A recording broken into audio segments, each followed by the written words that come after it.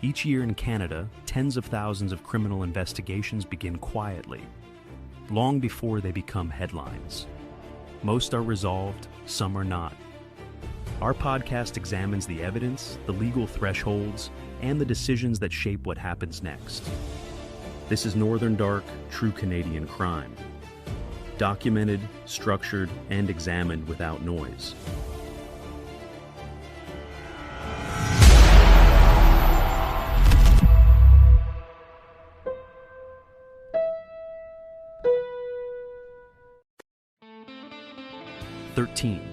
That was the age many survivors told Justice Canada they were first trafficked. Not kidnapped, not chained, often by someone they trusted. This episode isn't about headlines. It's about what they said actually happened, and why most of us don't recognize it when it does. This is Northern Dark, and this episode focuses on human trafficking in Canada. In 2023, the Department of Justice Canada released a report titled Finding Our Voices. It was not a national prevalence survey, and it was not a police briefing summarizing arrests. Instead, it was a qualitative study built around in-depth interviews with 22 survivors of human trafficking in Canada. The purpose was narrower, but more revealing, to document lived experience across 3 stages: before exploitation began, during the period of control, and after exit. The report does not attempt to measure how common trafficking is across the country. It attempts to understand how it actually unfolds in real lives. 21 of the participants identified as female, and 1 identified as a trans woman. Most were first trafficked between the ages of 13 and 18. That detail alone reframes the issue. For many participants, exploitation did not begin in adulthood, after a series of independent decisions. It began while they were still minors, often navigating unstable home environments, previous abuse, mental health challenges, homelessness, or substance use. Several participants described being trafficked for years. A few reported periods of exploitation lasting more than a decade. On average, each participant experienced control by approximately 4 different traffickers over time. Exploitation, in other words, was rarely a single isolated event. It was cyclical and repeated. One of the most striking findings in the study concerns exit attempts. Half of the participants reported attempting to leave more than 5 times. Some described dozens of attempts. One participant reported more than 100 efforts to exit. That pattern complicates the common narrative of rescue. Leaving was not a clean break. It was a process marked by fear, financial dependence, manipulation, and in many cases, a lack of safe alternatives. The idea that someone simply walks away when ready does not align with what these participants described. When these interviews are placed beside the most recent national data, the contrast is instructive. Statistics Canada reported 608 police-reported human trafficking incidents in 2024, representing a national rate of approximately 1.5 incidents per 100,000 people. Over the past decade, more than 5,000 incidents have been recorded through police data. Women and girls account for roughly 93% of identified victims, and a significant proportion are under the age of 25.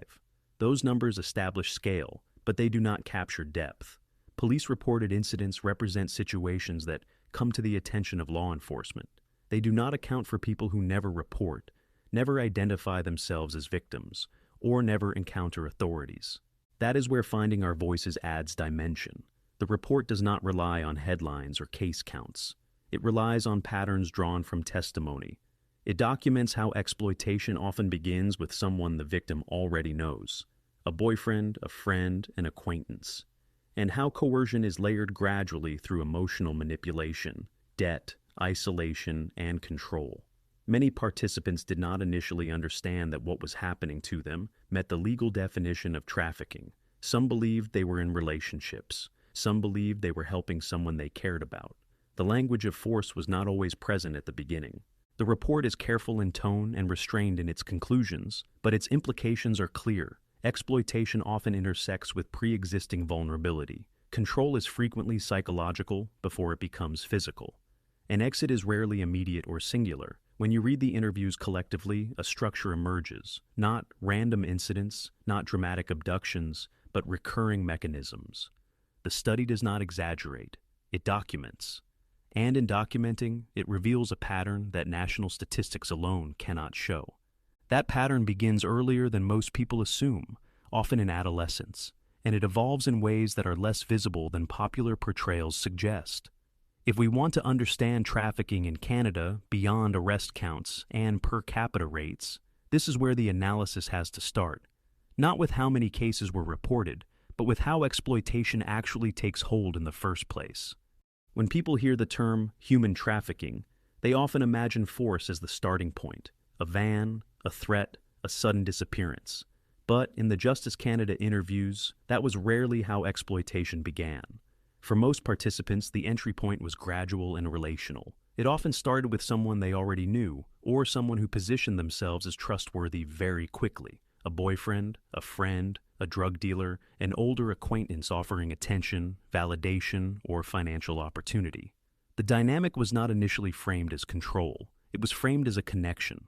Several participants described what is commonly referred to as the boyfriend or Romeo dynamic. A person enters their life during a period of vulnerability and presents stability, affection, or protection. Over time, expectations shift. Financial pressure is introduced. The idea of helping out becomes normalized. Gifts or financial support are later reframed as debts that need to be repaid. Emotional attachment becomes leverage. By the time exploitation is explicit, the relationship is already embedded. Leaving means not just walking away from income, but from someone the victim may believe they love. This pattern aligns with what police and advocacy groups across Canada are now reporting.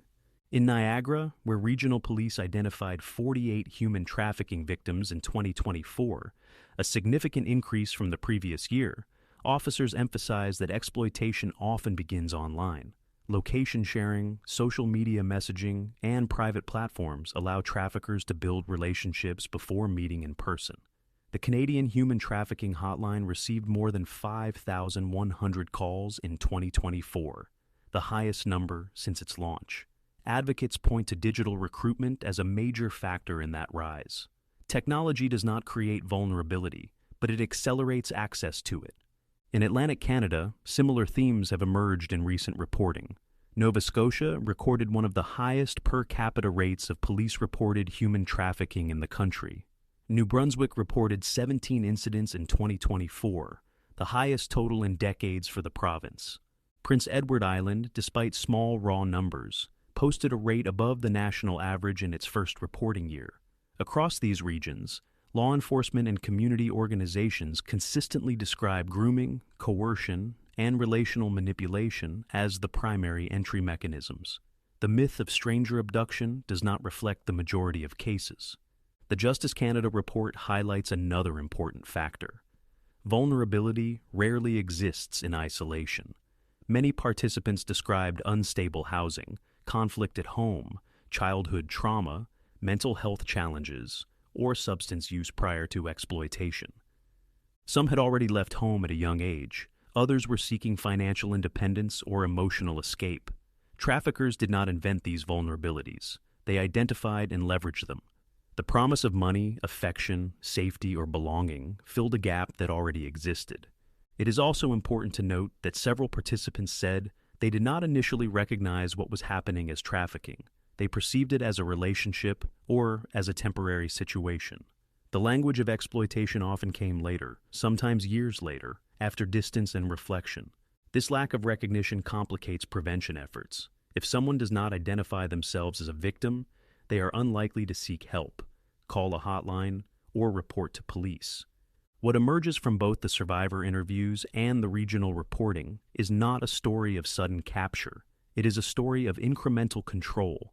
Trust is built first, dependence follows. Debt, obligation, and isolation reinforce the arrangement. By the time force or overt violence appears, if it appears at all, the psychological structure is already in place. Understanding how trafficking begins requires moving away from dramatic imagery and toward relational dynamics. It begins in conversations, not kidnappings. It begins in attention, not chains. And in many cases, it begins long before anyone outside the situation recognizes that exploitation is underway. If recruitment is gradual, control is layered. In the Justice Canada interviews, survivors described a progression that was less about constant physical restraint and more about psychological containment. Violence did occur, threats did occur, but for many, those were not the first tools used. Control was built through isolation, surveillance, debt, emotional dependency, and fear of consequences. The mechanism was cumulative. Each layer reduced the perceived ability to leave. Several participants described having their movements monitored and their communication restricted. Phones were checked, social circles narrowed. In some cases, traffickers positioned themselves as the only stable person in the victim's life, discouraging contact with family or friends. Financial control was common. Money earned was taken or managed by the trafficker. Debts were introduced for housing, clothing, transportation, drugs, or basic living costs. And those debts were framed as obligations that had to be repaid through continued exploitation. Even when the math made no sense, the psychological pressure did. This aligns with how police units across Canada now describe trafficking cases. In Niagara, officers emphasize that exploitation often relies more on coercion and manipulation than on physical confinement. Victims may appear outwardly mobile. They may have access to phones. They may not be physically locked in a room. That does not mean they are free. The constraint is often relational and economic. When someone believes that leaving means homelessness, retaliation, or harm to a loved one, the absence of chains is irrelevant. Violence, when it was present, functioned as reinforcement rather than introduction. Some survivors in the Justice Report described physical assault from traffickers or buyers. Others described threats directed at family members. In Atlantic Canada, advocates have pointed out that trafficking frequently intersects with broader criminal environments, including drug markets and organized groups, where intimidation and reputational control amplify the pressure. Again, the pattern is not cinematic, it is systemic. Another consistent theme was misinformation. Some participants said they were told that police would arrest them if they sought help. Others were convinced that no one would believe them. For individuals already distrustful of authority, particularly those with prior negative experiences, this messaging was effective. It reinforced isolation. In Nova Scotia and New Brunswick, law enforcement agencies have publicly acknowledged this barrier and have moved toward trauma-informed approaches designed to build trust rather than simply secure charges. But mistrust does not disappear quickly. The Justice Report also reveals how normalization plays a role. Over time, exploitation can begin to feel routine. If someone is repeatedly told that their situation is temporary, that it is necessary, or that they are responsible for financial hardship, the boundary between coercion and choice blurs. That ambiguity is powerful. It complicates outside intervention because victims may not describe themselves as being forced, even when control is evident. When examining trafficking data, whether it is 608 police-reported incidents nationally or 48 identified victims in a single Niagara region, it is important to remember that those figures represent the visible outcomes of invisible control. By the time a case reaches law enforcement, the psychological infrastructure has often been in place for months or years. Control in trafficking cases is rarely defined by a single act of violence. It is defined by accumulation. Isolation accumulates. Debt accumulates. Fear accumulates. And each layer narrows the perceived options until leaving feels more dangerous than staying. Understanding that layered process is critical, because without it, trafficking continues to be misidentified as something obvious and immediate, when in reality, it is often subtle and sustained. Public narratives often treat exit as a turning point, a single decision, a rescue, a police intervention that ends the story. The Justice Canada interviews describe something far more complicated. Leaving trafficking was rarely immediate and almost never permanent on the first attempt. Half of the participants reported attempting to exit more than 5 times. Some described dozens of attempts. One participant reported more than 100 efforts to leave. Exit was not an event. It was a cycle. Several survivors said they left on their own, without formal assistance, often by physically removing themselves from a situation and relying on temporary shelter with friends or acquaintances. Others exited after arrests disrupted the trafficking arrangement.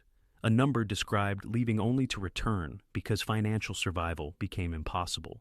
Without stable housing, income, or long-term support, independence could feel more precarious than exploitation. The risk of homelessness, hunger, or violence outside the trafficking context sometimes pushed individuals back into familiar structures, even if those structures were harmful. This dynamic is consistent with what advocacy groups across Canada have emphasized. In Nova Scotia, where police reported rates have been among the highest in the country, community advocates have argued that prevention and long-term stabilization matter as much as enforcement. In Prince Edward Island and New Brunswick, service providers have similarly called for coordinated provincial strategies that extend beyond arrest statistics. The concern is not only how to identify victims, but how to support them after identification. Without that second step, exit becomes fragile.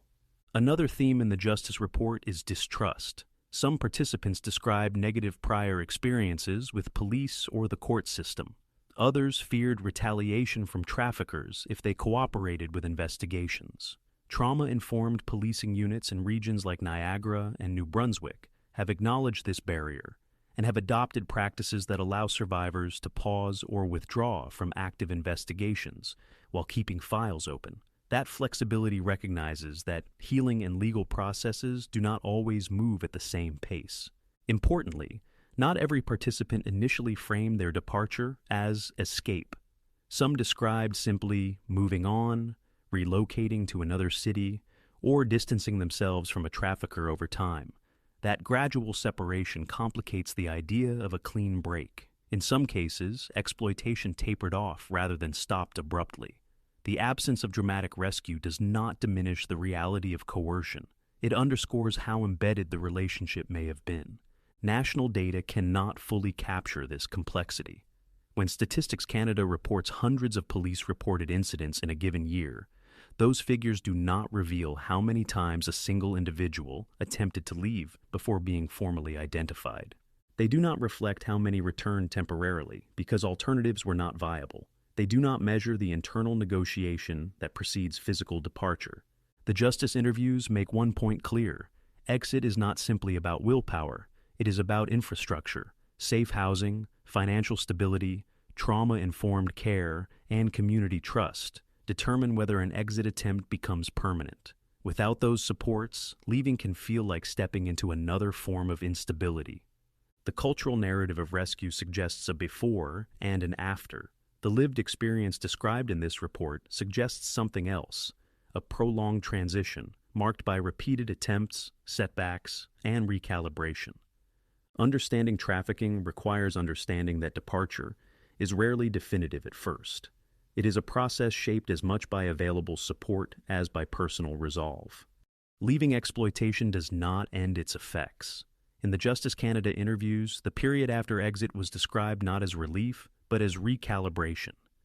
Many participants reported ongoing mental health challenges, including anxiety, depression, hypervigilance, and symptoms consistent with post-traumatic stress. The control may have ended, but the psychological imprint remained. For some, the difficulty was not only trauma itself, but the sudden absence of structure. Even a harmful system provides predictability.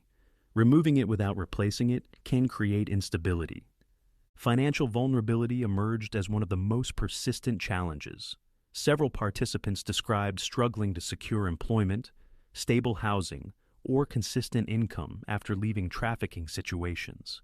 Gaps in work history, criminal records tied to survival activities, and untreated trauma all created barriers. More than a quarter of participants in the study reported considering a return to sex work due to financial pressure. That detail complicates public assumptions. Exit does not automatically produce economic stability. Without viable alternatives, the risk of re-exploitation increases. Regional advocacy reporting reinforces this point. In Nova Scotia, where per capita police-reported rates have been among the highest in the country, advocates have called for expanded survivor supports, including long-term housing and sustained funding. In Prince Edward Island and New Brunswick, service providers have emphasized that small numbers can still overwhelm limited local infrastructure.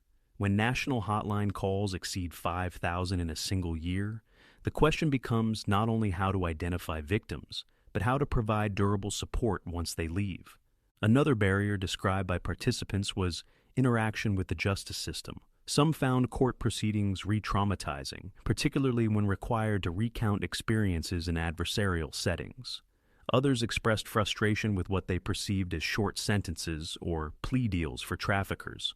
While accountability is a central goal of criminal law, survivors in the study often framed healing as separate from conviction. The legal outcome did not necessarily determine their sense of safety or recovery. Isolation also persisted after exit. Participants described difficulty trusting others and rebuilding relationships. Some had been separated from family for years.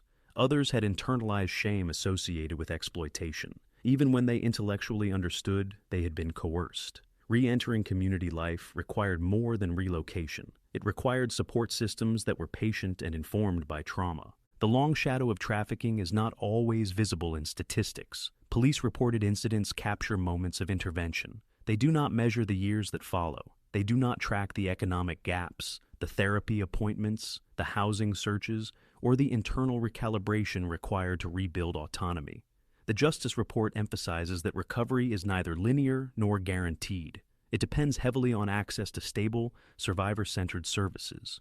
When public discourse focuses primarily on arrest counts or regional rates, the aftermath can disappear from view. Yet the interviews suggest that what happens after exit may determine whether exploitation truly ends. Stability, not just separation, is the benchmark. Without sustained support, the risk of cycling back into unsafe environments remains. The shadow is not inevitable, but it is real. Understanding trafficking means accounting not only for how it begins and how it ends, but for how long its effects endure. The final section of Finding Our Voices does not speculate. It asks a direct question. What would have helped? The answers are practical, not dramatic. Survivors did not call for abstract reforms. They identified specific gaps in prevention, response, and recovery that shaped their experiences. Prevention was the first theme. Participants emphasized the need for earlier intervention with at-risk youth, particularly those navigating unstable housing, family conflict, foster care involvement, substance use, or prior abuse. Several described leaving home at a young age with little oversight or support. By the time exploitation began, vulnerability had already been building. Survivors pointed to schools, child welfare systems, and community organizations as potential intervention points, but only if those systems are equipped to recognize grooming and relational coercion, not just visible violence. Awareness was another recurring issue. Many participants said they did not initially understand that what was happening to them met the legal definition of trafficking. Some believed they were in relationships. Others believed they were simply participating in survival sex. Public education campaigns, in their view, should move beyond stranger danger messaging and address grooming, debt manipulation, and psychological control. This aligns with what police units in Niagara and Atlantic Canada have emphasized in recent community sessions. Trafficking often looks like a relationship before it looks like a crime. Trauma-informed response was repeatedly highlighted. Survivors described the importance of interacting with police officers, medical professionals, and social workers who understood coercion dynamics and did not default to skepticism. Several participants spoke about feeling judged or misunderstood when first disclosing exploitation. In response to similar concerns, some Canadian jurisdictions have adopted victim-centered policing approaches that allow survivors to pause investigations without closing files. That shift reflects an understanding that cooperation may not be immediate, and that trust must be built rather than assumed. Housing and financial stability were described as essential, not supplementary. Participants called for access to stable, long-term housing rather than temporary shelter placements. They also stressed the need for income supports that are livable. Without economic alternatives, the pressure to return to unsafe situations increases. Advocacy groups in Nova Scotia and Prince Edward Island have made similar arguments, urging provincial strategies that integrate housing, employment training, and mental health services rather than treating trafficking solely as a criminal justice issue. Another theme was lived experience leadership. Survivors emphasized that policies and programs are more effective when shaped by people who understand trafficking firsthand. They argued that lived experience should not be symbolic, but structurally integrated into prevention and recovery frameworks. This perspective reflects a broader shift in Canadian policy conversations, where survivor-informed design is increasingly recognized as essential rather than optional. Finally, participants raised concerns about sentencing and accountability. Some felt that legal consequences for traffickers did not reflect the harm inflicted. While criminal law operates within defined sentencing ranges, survivors often frame justice more broadly, including acknowledgement, protection from retaliation, and long-term safety planning. When placed beside national and regional data, 608 police-reported incidents in 2024, over 5,000 hotline calls, elevated rates in Nova Scotia, new units in New Brunswick, increased identification in Niagara. These recommendations form a coherent through-line. The numbers show detection, the interviews show direction. The report does not conclude with alarmism. It concludes with clarity. Prevention must begin earlier. Response must be trauma-informed. Exit must be supported materially, not just legally. And survivors must be part of the architecture of reform. If trafficking is to be addressed effectively, the strategy cannot stop at counting cases. It must incorporate what those who lived it have already explained. 13. That is where this episode began. Not with a police raid, not with a headline, with an age. The Justice Canada report does not claim to measure the full scope of trafficking in this country. Statistics Canada does not claim to capture every case. Hotline data does not represent every call for help. What we have are fragments, interviews, police-reported incidents, regional spikes, advocacy reports, and policy responses. 608 police-reported incidents nationally in 2024, more than 5,000 hotline calls. Nova Scotia with the highest per capita rate. New Brunswick reporting its highest total in decades. Niagara identifying 48 victims in a single year. These are measurable figures, but the interviews reveal something numbers alone cannot show. Exploitation often begins in adolescence. It often starts with someone the victim knows. Control is layered gradually. Exit is rarely immediate. And recovery depends heavily on whether stable housing, financial security, and trauma-informed care are available. The public conversation often asks whether trafficking is increasing. The data suggests identification is increasing. Online recruitment may be expanding. Awareness is growing. Dedicated units are forming. But one reality remains consistent across interviews and regions alike. Vulnerability is being leveraged, not invented. If we measure only arrests, we miss the structure. If we measure only rates, we miss the pattern. Listening to survivors does not provide dramatic answers. It provides clarity. If this episode was informative for you, consider sharing it with someone who might benefit from it. On YouTube, share your thoughts in the comments and subscribe so you don't miss the next episode. If you're listening on Spotify or Apple Podcasts, follow the show and leave a review. It genuinely helps more people find it. That's it for tonight, everyone. Thanks for being here. Until next time, take care of each other.